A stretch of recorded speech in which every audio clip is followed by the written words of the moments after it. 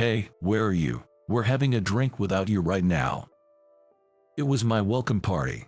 I booked a pub with a capacity of 90 people. It was my welcome party, but no one showed up at the venue I was told to book myself. "You can come once you pay the full cancellation fee for that place." My supervisor, David's voice had a mocking tone when we spoke over the phone. Same old story. David consistently singled me out with these subtle forms of harassment. All because I used to be a temp worker. It's unfair. An entirely unreasonable cause for such treatment. Yet, I endured such bullying. I kept bearing it, over and over. But this time, I couldn't take it anymore. "Well then, all of you are fired." I just said that and then hung up the phone. David didn't know who I really am. I'm Ethan Bamford. I have one elder brother. He is much older than me. His name is Kyle Abbott. Our parents divorced when I was in elementary school. I was taken in by my mother, while my elder brother, who was in high school, was taken in by my father. After they divorced, they never met again, but as siblings occasionally got together, chatted, and played games. We got along very well. Kyle, who's 10 years older than me, has always looked out for me. In the past, my brother used to come to pick me up from school, and on the way back, we would sometimes grab fast food together before heading home. He even used to play with my friends at the park. Even though we lived apart, we frequently met up and continued to bond, so the strong relationship between us siblings remained intact over time.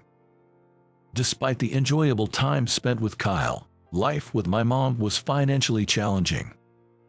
Our divorced dad didn't provide any child support. Because of that, Mom always worked so hard to support me. Even as a kid, I could tell our finances were tight. I want to help Mom out, even if it's just a little. In order to support my mother, who was raising me as a single parent, I started working part-time at a pub when I was in high school. From after school till late at night. I worked hard, covering at least my school expenses. Of course, even as a high school student, my good relationship with Kyle continued. Being older and already in the workforce, Kyle often shared with me the realities and challenges of the working world. From manners to mindset, to the importance of never forgetting one's roots in a job. My brother's words, which I hold in deep affection, carried more weight than any other words, and they naturally found their place within me. I always looked up to him during my high school years. Seeing him work hard, staying grounded, and striving was truly awe-inspiring. Then one day, "Ethan, I've been thinking about starting my own business. What do you think?" I was taken aback by his proposal. My brother worked tirelessly to establish a solid position for himself. He eventually grew to start his own business. "If anyone can do it, it's you, brother," I responded without hesitation. I was genuinely proud of my brother's entrepreneurial journey. My dear brother. He gradually became someone I looked up to and eventually became respected by all. I was so proud of him. After graduating from college, I took a job at the same pub where I had worked since high school. When I was working, my brother often came by with friends to eat. Not just that, on days when I didn't have shifts, we'd go to that very pub where I worked for drinks. People often say that working at a pub is tough, but I always felt that this place wasn't too bad. I loved working there because it was rewarding and fun. The pub, which initially was just one establishment, expanded to a second, then a third, and then a fourth location because their sales were booming. One day, out of the blue, having worked for a long time and having a reputation for being diligent, my boss said to me, "How about managing our second branch?" I had to think before giving my response. The job is fun, and there's a sense of accomplishment. Honestly, it's a very tempting offer. But I had set a goal for myself, to work at the pub until I'm 30. I have a dream, and to achieve that dream, I need to retire around 30, so I'm not sure. I've heard about that. Still, I want you to take it." Even after I told him that I can only work until I reach 30, my boss didn't change his mind. "There's only one thing I can do." "All right, let me do it. I'll definitely hold down the fort at the second branch." Making that declaration was a very courageous step. But the experiences I've gathered over the years gave me a nudge. I was filled with excitement to embrace new challenges rather than apprehension. The boss, hearing my response, smiled contentedly and patted my shoulder gently, signaling his expectations. "I'll fulfill my duties until the day I leave." That's the attitude I learned from Kyle, as a senior in the workforce. In the second establishment, just as before, I poured my heart into every aspect, valuing the customers, service, and the quality of food. From lively greetings to offering meals that provided more value than their expense. We tackled even the smallest tasks without cutting corners. Our staff's hard work paid off, and the pub's reputation certainly grew. "Thank you. Delicious. We'll be back. Always feel good coming here." The bustling interior was filled with such words and smiles. It wasn't just about eating. To make sure our customers left with a smile, we put our all into our work, no matter how small the task. Then, the year I turned 30. Having led the staff as a supervisor for so many years, I handed over my position to a subordinate and left the pub. After working there for many years, I certainly felt a sense of accomplishment, but there was also a lingering doubt about whether I had genuinely served the establishment's best interests. However, on the day I resigned, my subordinates held a farewell party for me.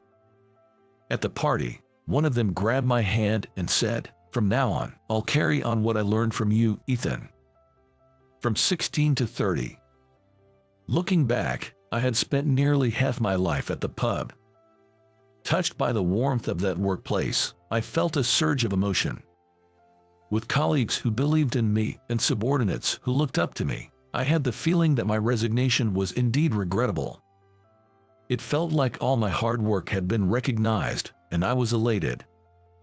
After retiring, I registered with a certain temp agency.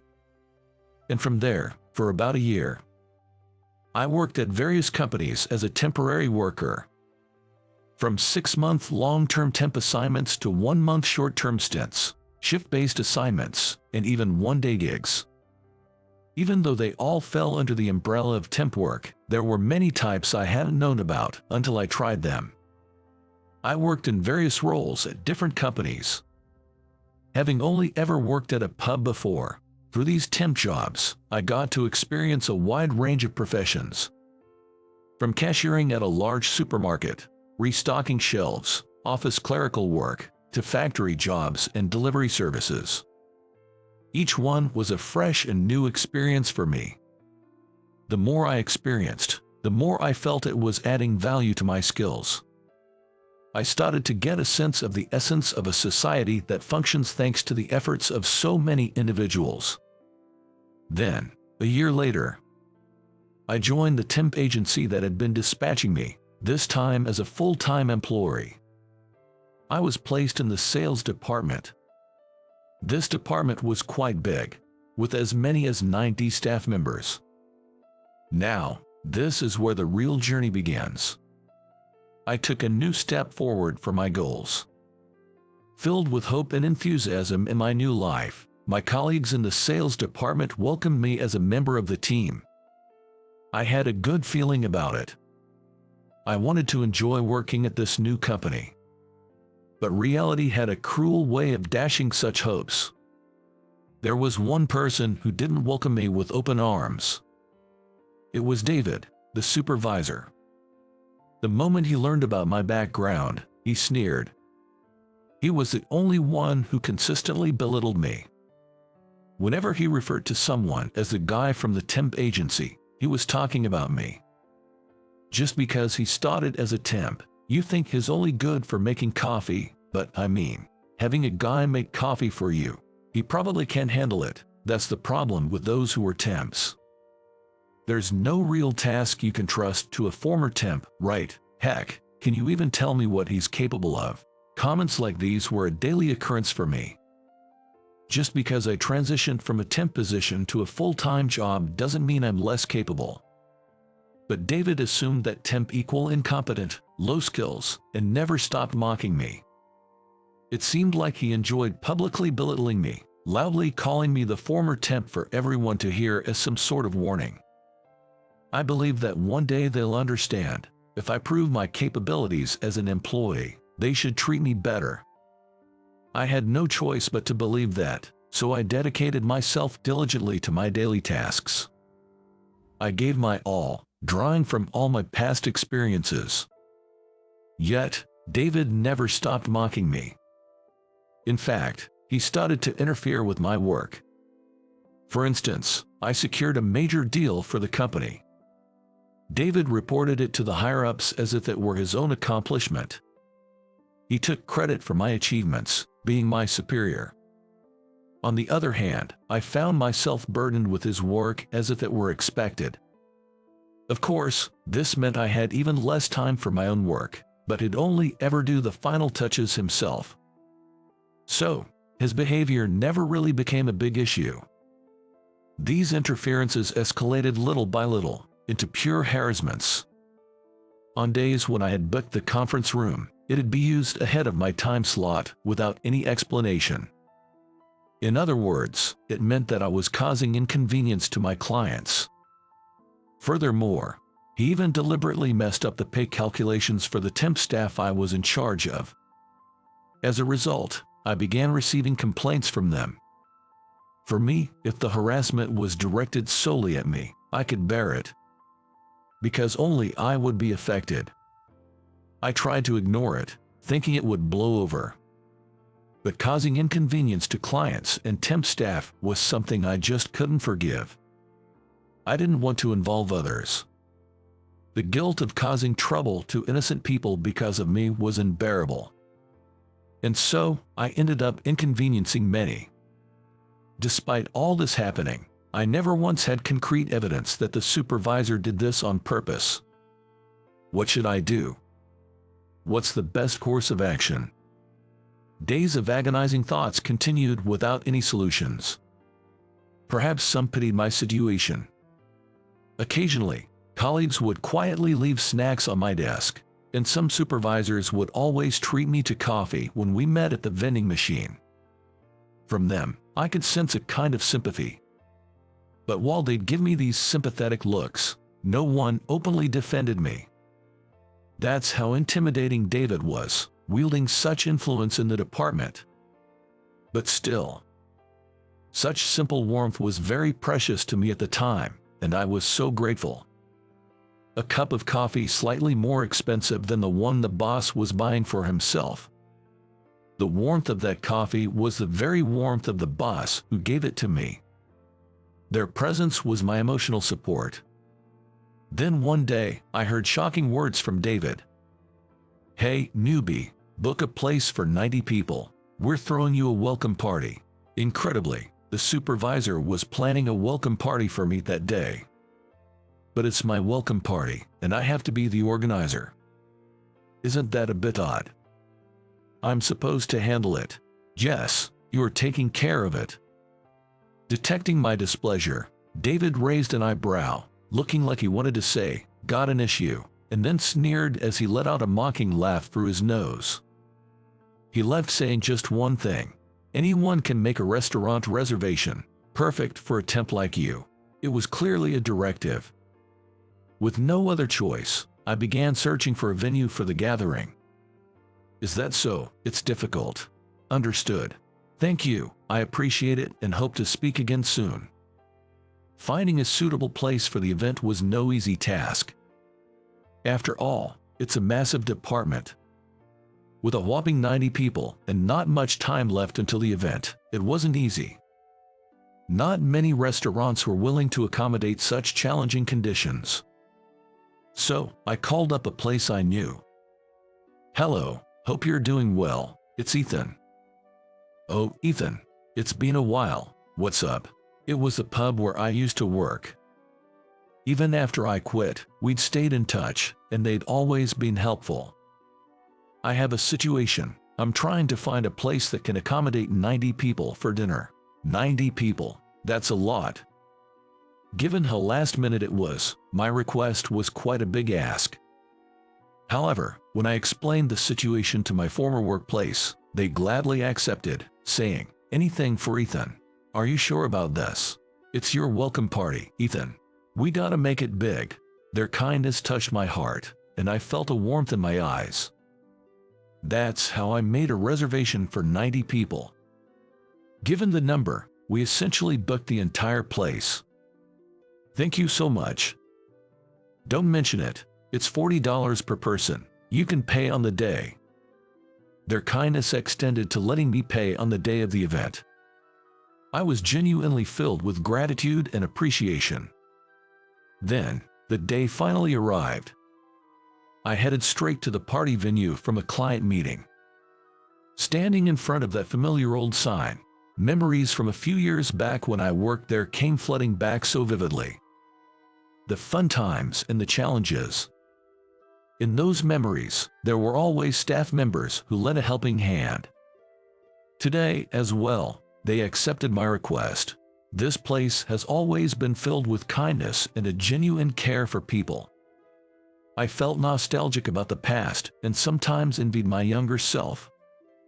But when I think about my current department, well, it's not that bad. It then hit me why I had come here today. That's right, it was my welcome party. Normally, David gives me a hard time, always making things difficult for me, but even so, he organized this welcome party for me. It's not all bad.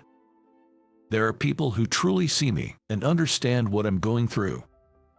Lost in nostalgia between the past and present, I reached out to open the familiar curtain at the entrance.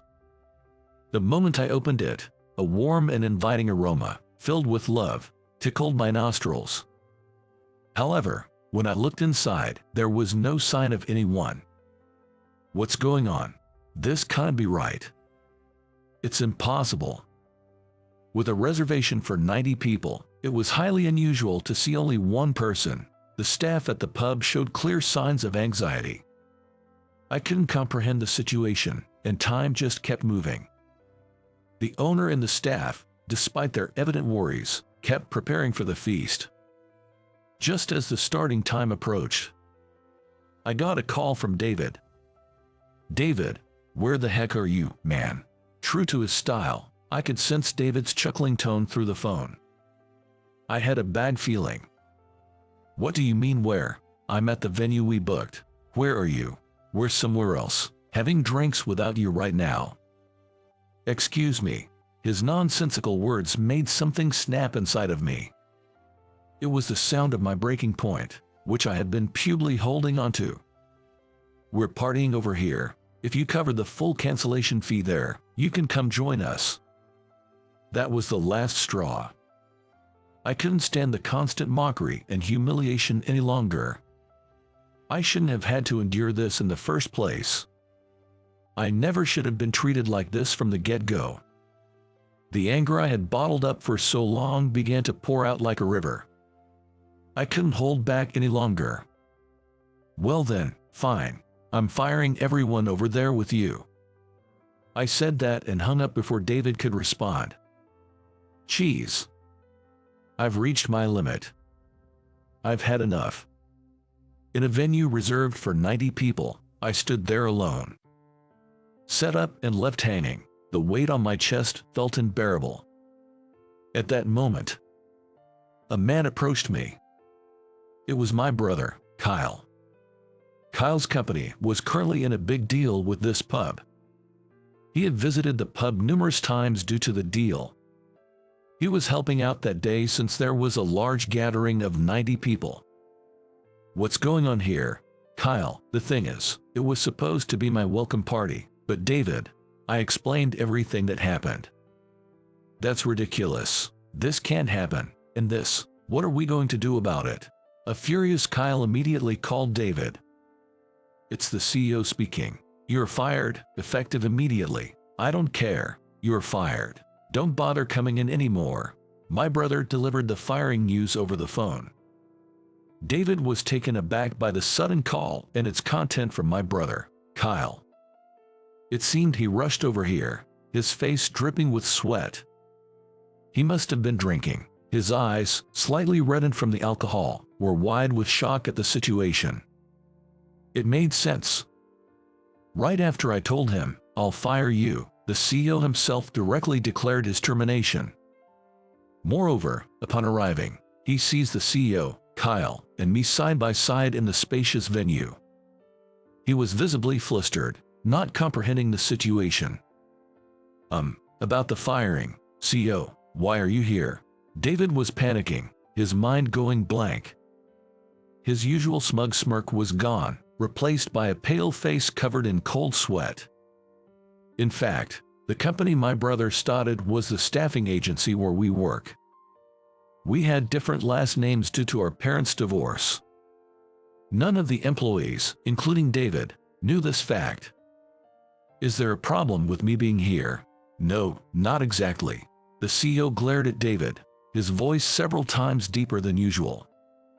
David, in response, noticeably flinched from fear. "David, what's going on here?" "Well, there was a minor mix-up. It seemed like Ethan made a mistake." Incredibly, even now, David tried to spin a blatant lie. Even while shaken, he tried to throw someone else under the bus, looking for an escape. I felt my anger surge, ready to explode any second. "David, I just booked the venue because you told me to."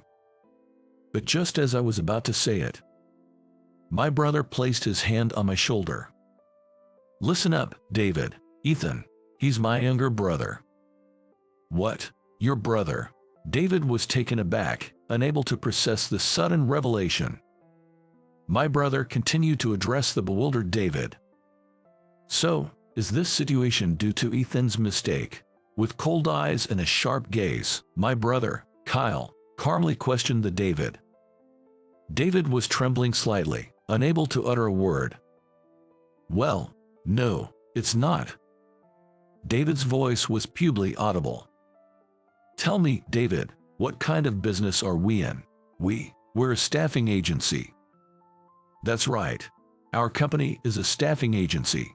At the moment, we mainly provide staff for office jobs. I was thinking of expanding to restaurants as well." David seemed unable to grasp the situation and remained silent. Perhaps he was so shocked that he couldn't think straight. "You've trampled over this." Actually, Kyle had been visiting this pub with the intent to expand his business. A staffing agency.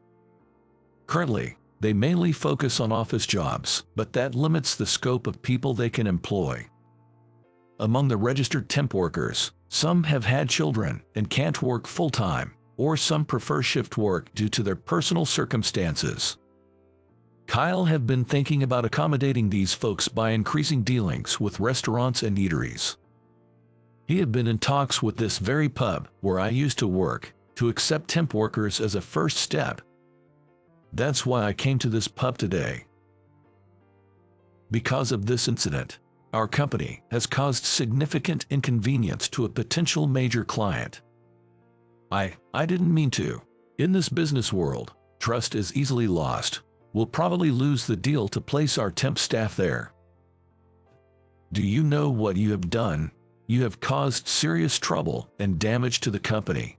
Therefore, you are fired as of today."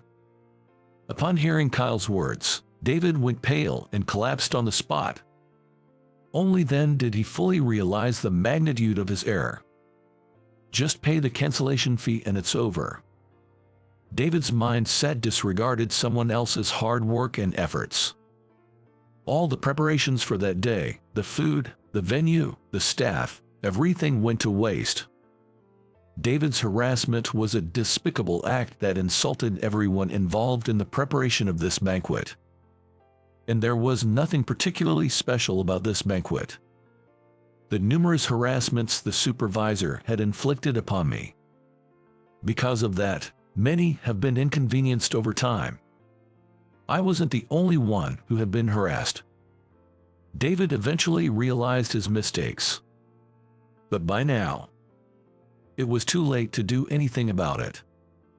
I'm truly sorry. The soft-spoken voice of David quietly faded away in the pub. My brother, Kyle, would surely never forgive David. From what I had learned from Kyle, the supervisor's conduct was far from what was expected of a professional. Originally, I had planned to work at a pub for a while and then join Kyle's company, the pub that had supported me for half of my life. I wanted to give back, even if just a little, so I did everything I could for it.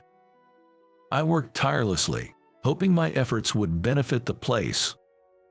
After retiring at the age of 30, I wanted to learn the ropes, to understand our customers' feelings, so I worked as a temp for a year. Life's continuous learning curve made that year incredibly enlightening for me. I learned so much and expanded my perspective. I realized how many people worked hard every day to make things happen. Knowing how hard it was made me realize gratitude that I had not noticed before. Eventually, everything was set, and I eagerly joined the company. Not just my work performance after starting, but also David's dismissive attitude toward temp staff. Kyle, the CEO, was aware of all of it. I bore it, but David's behavior was beyond acceptable to anyone. And then came this incident. The disciplinary action taken against David reflected his lack of regard for the essential temp staff. No one in the company objected to the punishment. If we didn't have temp staff, our staffing agency wouldn't make a dime. In essence, temporary staff are incredibly valuable and are in fact our clients. Please never forget this. The next morning's company meeting, the CEO announced to all staff the importance of not belittling temp workers, referencing David's previous behavior. Though the CEO spoke in a calm tone, his words and expression conveyed utmost seriousness, and it deeply resonated with all of us employees. With this message, even those influenced by David seem to be realigning their attitude. On the other hand, those who have been intimidated by David, they finally seem to be working more freely and confidently. Ethan, I'm sorry I couldn't help you before. Although no one else had done anything wrong, my boss apologized to me. But in truth, I was saved by the cup of coffee he gave me. I wanted to express my thanks. With that sentiment, this time, I gave him a coffee. Of course, it was a slightly more expensive one than usual. 6 months later, I became the sales director. Drawing from my experiences during the year as a temp worker, I made it my mission to prioritize and value our temp staff more. For instance, I initiated short-term workshops for free office skill training and organized seminars to help find the right job match. The feedback was generally positive. I am now thinking that we need to distribute discount coupons from children's clothing manufacturers, or maybe an office makeover classes. Ethan, what about setting up a childcare area? That's a thought. There might already be folks in our department who'd benefit from that. Additionally, I believe we need to enhance the benefits for our temp staff, perhaps a medical service through affiliated hospitals. Collaborating with hospitals might even present business expansion opportunities, don't you think? Within the department, there's always an immediate sharing of what's thought to be necessary. The company is held together not by one person, but by all its employees. Every voice is equally valuable and cherished.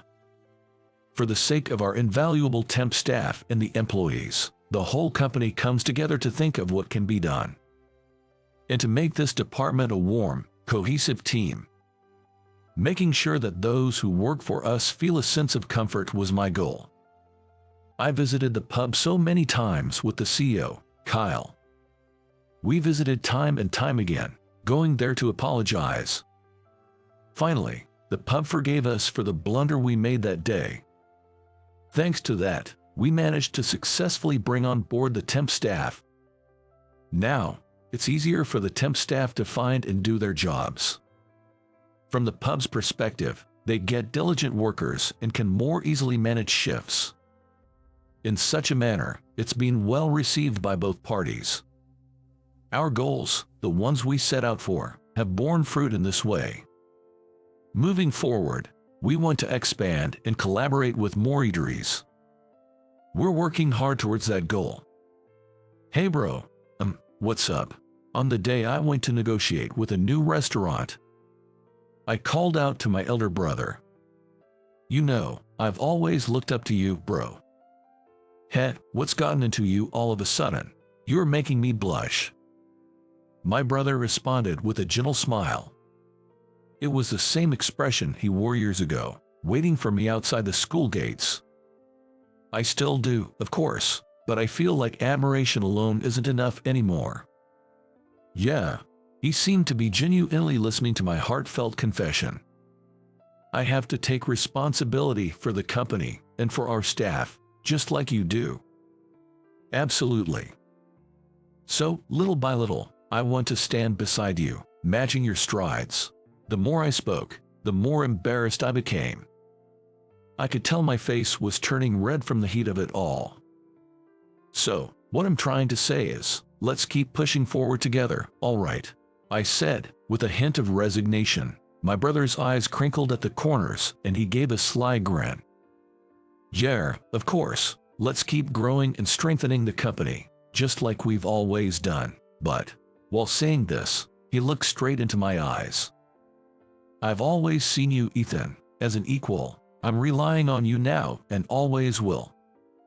We looked at each other and smiled in front of the door of BQQ joint, which was crowded at night. It was a mix of feeling embarrassed and elated. Well, let's keep valuing all our staff and customers, just as we always have. Absolutely. Never forget our roots. As kids, we spent a lot of time apart. Because of that, we've promised to join forces even more as we move forward, aiming to grow our company. A company, in a way, might just be like a big family, where everyone looks out for and supports each other. I believe that's how we truly grow. Standing in front of our towering company, I felt proud to be a part of it,